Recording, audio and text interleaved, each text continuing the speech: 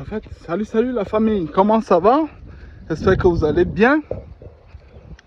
En fait, moi je suis en train de faire le sport, hein. Je suis en train de courir. Il fait beau, vous voyez là.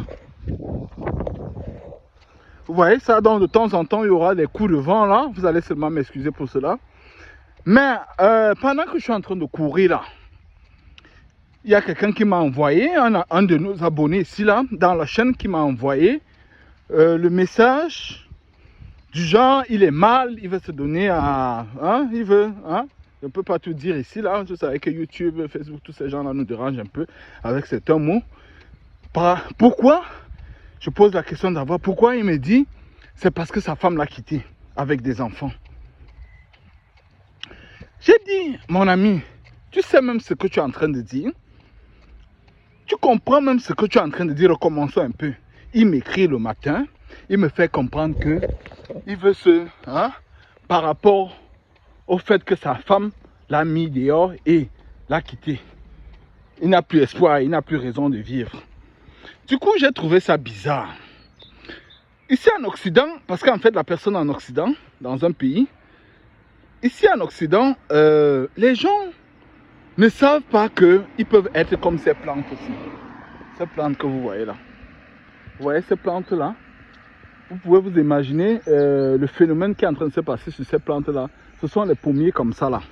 Mais les gens ne veulent pas devenir comme ces plantes-là. Si la personne qui a créé ce monde a pu créer des choses merveilleuses comme ceci, hein? Comment toi tu ne veux pas renaître? Tu te plains, ma femme m'a quitté, ma femme a fait ceci, ma femme a fait... Mais mon ami, tu sais ce qui me vient en tête quand je décide de faire ce message aussi. Les amis, pourquoi vous avez toujours peur des ruptures? Pourquoi vous avez toujours peur de vous séparer des gens quand ces gens-là ne vous apportent rien? Ils vous perdent le temps, ils vous font souffrir. Pourquoi vous avez toujours cette peur-là? À un certain moment de la vie, il faut apprendre à accepter des échecs. Parce que ce qui est sûr, c'est quoi? Les échecs vous donnent des leçons. Il y a toujours une partie qu'on gagne, peut-être la plus grande partie qu'on perd, la partie qu'on perd est la plupart du temps grande, mais il y a toujours une partie qu'on gagne.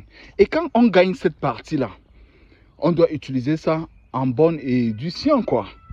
Mais vous êtes toujours là, vous vous plaignez, m'a quitté, je ne peux plus rien, j'ai sacrifié mes années, ou il m'a quitté, j'ai sacrifié mes années, j'ai tout fait ceci, c'est moi qui ai eu à le laver, c'est moi qui ai eu à la laver, c'est moi qui ai fait ceci, mon ami, passe dessus.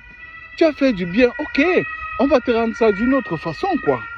Alors, ce que moi je vais vous dire, quand il y a des situations comme ça, là, ce que vous devez faire, les amis, c'est que donnez le meilleur de vous dans les domaines dans lesquels vous êtes. C'est-à-dire, si tu joues par exemple au football, commence à faire le football quand une fille ou un gars te quitte. Tu commences à faire ce football-là juste à être le premier des footballeurs, excellent dans ce domaine-là. Si c'est que tu aimais courir, deviens comme je suis en train de faire mon sport là, vous voyez, je vous ai dit que je suis en train de faire le sport. Tu deviens premier à faire ton sport. Donc chaque jour, si je peux aller courir, chaque jour, je vous dis que quand vous allez commencer à le faire, vous allez vous rendre compte que c'était la meilleure des choses qui vous soit arrivée.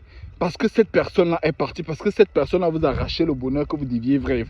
Si vous êtes au travail, vous êtes ingénieur, vous êtes pilote d'avion, vous êtes docteur, devenez excellent dans votre métier. Hein? Vous devez devenir excellent dans ce que vous faites. Et je vous dis bien, c'est cette excellence qui va vous faire oublier cette personne-là. C'est cette excellence-là qui va vous faire oublier tout ce que vous avez vécu avec cette personne, peut-être de bien ou de mal. Et bon, gardez, moi je dis toujours, il faut garder les bons souvenirs. Les anciens souvenirs qui vous détruisent là, il faut les jeter. Ils ne vous apportent absolument rien. Ou arrangez-vous quand ça vient dans votre tête. Moi, je peux vous donner peut-être une petite solution ici là que moi, j'ai souvent vu parce que tout le monde a vécu des moments comme ça. Tout le monde a vécu des moments de déception. À un certain moment, que ça soit au boulot, que ça soit avec sa compagne, que ça soit avec un business, je sais quoi. Donc, ce que vous avez à faire, c'est quoi?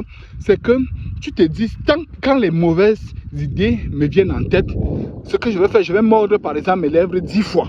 Voilà une petite punition que tu peux te donner.